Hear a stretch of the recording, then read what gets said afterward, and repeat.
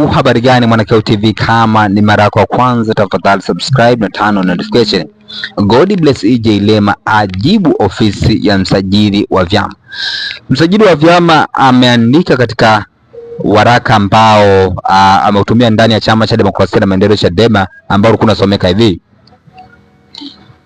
namba 4, pia kuna video inaonyesha bwana Godbless EJ Lema, mjumbe wa kamati kuu ya taifa chama chenu, akiongea maneno ya kashfa na kejeli katika mkutano wa hadhara ulioandaliwa na chama chenu, swala ambalo ni ukiukwaji wa kifungu cha 9(2) na 19(2)(f) na vya sheria ya vyama vya siasa na kanuni ya 8(a) ya kanuni ya kuratibu mikutano ya hadhara ya vyama vya siasa za mwaka 2023.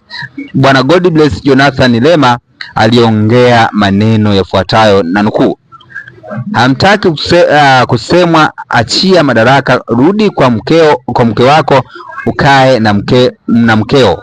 Hayo ni maneno ambayo ameandika, hayo ni maneno ambayo alizungumza Godbless EJ Lema.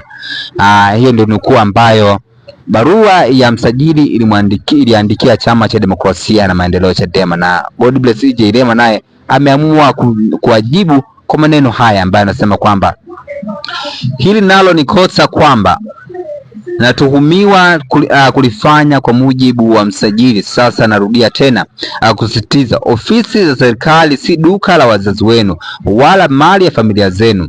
Mkipewa mamlaka ya umma, mnapaswa kuvumilia kukosolewa, kuulizwa maswali na kuwajibika kwa maamuzi yenu. Kama hamtaki kusemwa, kuhojiwa au kuwajibika, acheni hizo ofisi, mrudi mkae na wake zenu, waume zenu na familia zenu. Mamlaka si kinga dhidi ya uwajibikaji, na hili linamhusu kila mmoja wenu, hususan pia na wewe msajili. Mwisho kunukuu maneno hayo kutoka kwa Godbless EJ Lema, ambapo ameamua kumjibu msajili wa vyama. Jina langu Mwanakyao TV, tafadhali shusha maoni katika sehemu ya comment section. Tukutana katika masuala ya kisiasa. Bye bye.